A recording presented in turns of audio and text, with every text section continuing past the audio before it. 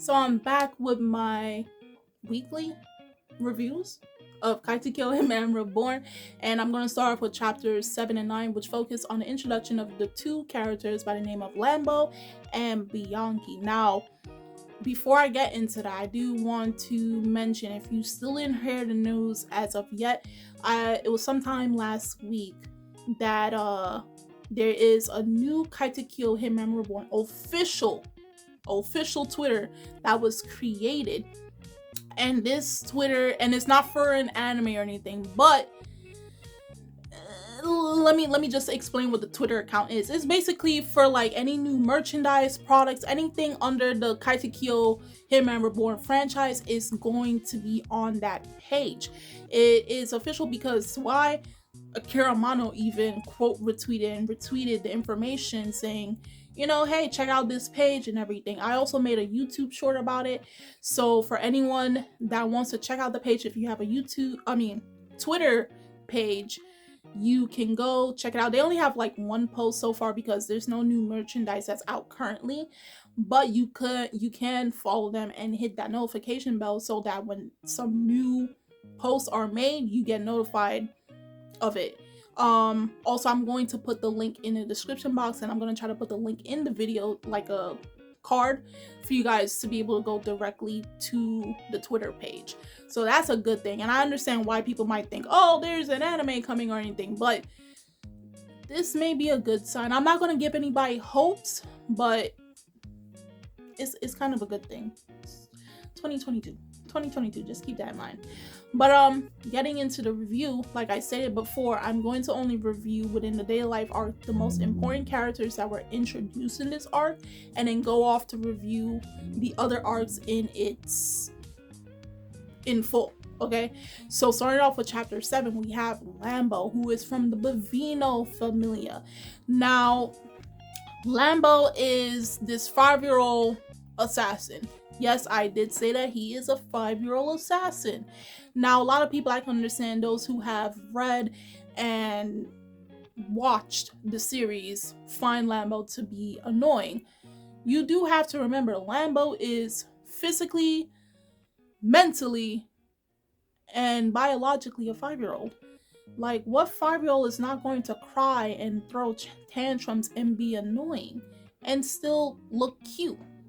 You know, so he's first introduced trying to assassinate Reborn. You know, he flew all the way from Italy. He got, you know, some he was given the mission by his boss to go and assassinate a first-rate hitman, which is Reborn.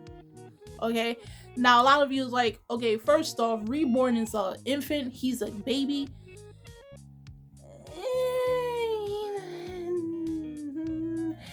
Just say that's a mask right now. What you're seeing is basically a mask. It's not the real Reborn, and I'm not going to spoil it until we get into those deeper chapters to really figure out who Reborn is. But what you're seeing right now is not Reborn, not at all. That's not how he really looks like. Okay, so Lambo was given this mission to go kill him. Now, the scariest thing about this chapter for me is, while many forget that Lambo is a kid, he's practically like a baby, okay, physically and biologically, mentally, it's the fact that he had to grow up in an environment where it forced him and made him into an assassin. He's so willing to go and kill people. And then you have our main protagonist, who is obviously older, 13, 14 years old, and now he's forced into this same lifestyle. Yes, at a later stage, but he's forced to become now a head of an organization. You know, he has to be taught to become the boss. And a lot of people will say probably, you know, he has to suck it up. He's the main MC. He should just accept his fate. And then you look at Lambo, who grew up in that environment. Like, it kind of like, as much as there was like a lot of funny stuff happening and Lambo saying tolerate, you know, every time he cannot kill Reborn, because Reborn just does not care for Lambo. He's like, I'm not interested in lesser families. I don't care for weaker people. You know, I'm a first-rate assassin.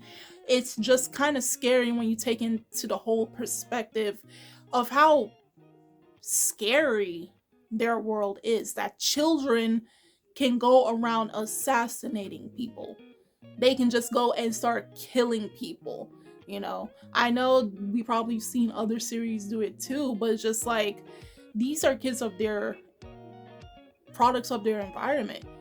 You have a little kid running around with grenades and guns ready to blow someone up or shoot someone up just to finish their mission that was assigned to them by their boss. You know? So while yes, there were funny moments, it just made me think, okay, like, so Suna has every right to complain. You know, this was a kid that was living a normal life. For Lambo, this is his normal life, you know? So I'm not going to try to get too deep into it, but just think about, like, as to why Suna is so against being, and then you see Lambo. Like, Lambo is what Suna could have been if he actually did grow up in that environment, okay? So while Reborn is thwarting Lambo's plans to assassinate him, and every aspect it is failing, we have where there's one crucial weapon that the Bovino clan Familia has, and it's something that take it to heart. It makes its appearance multiple times, but it is especially crucial for this one particular arc that the anime finished up on all those years ago, and that's the 10-year arc. What the 10-year bazooka does, it doesn't kill the person who ever gets shot, as usually bazookas would do. What it does is, once you're hit, you are now exchanged with your 10-year self. So say, like, currently right now you're 18. Now your 28-year-old self is taking your place only for 5 minutes. So we have this 10-year version of Lambo, which is now currently 15, and he's bigger, obviously. He looks really cool, and now he has actual abilities. So he tried to, again, kill Reborn with this ability. I guess it was called Lightning Volt or Lightning Strike, one of those names. Of course, Reborn he's not interested. He quickly defeats Lambo with a fork in his head, and then Lambo continues to run off saying, tolerate. So that's one running gag for Lambo, is the 10-year bazooka.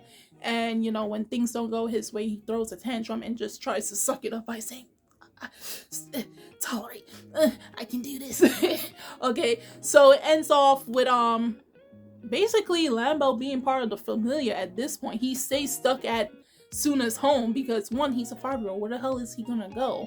And two, the grenades he tried to throw at Reborn ricocheted right back at Lambo, and he doesn't die. He's just tolerating the pain at this point. He's tolerating the pain. Now we get to chapter 9, where it introduces Bianchi, aka Poison Scorpion.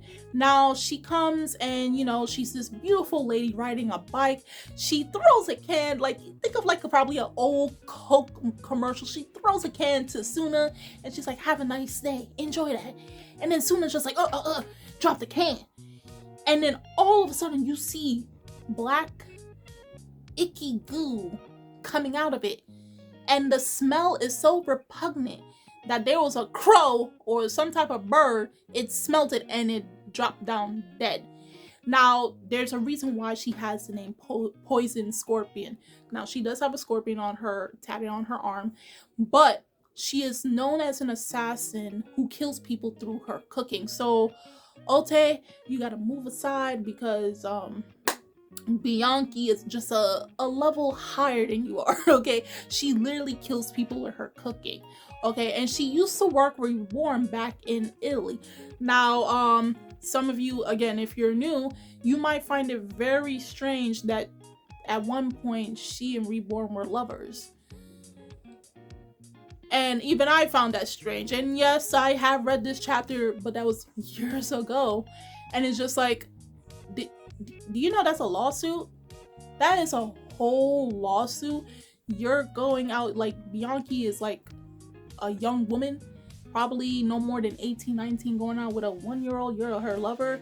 And then we have Reborn is just like, I'm great with the ladies. I have multiple lovers. And then you're like, oh, okay, but still that's kind of wrong because she physically looks this age and she is that age. And then you're like, okay, cool.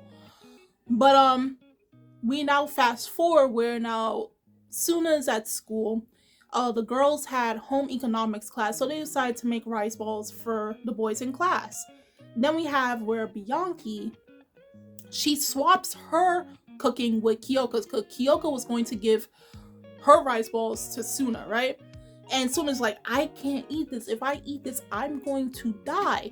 So we have where Yamamoto and Gokudera are gonna be like, yo, let's go eat some of this. I don't know how they don't notice that this stuff looks sickening.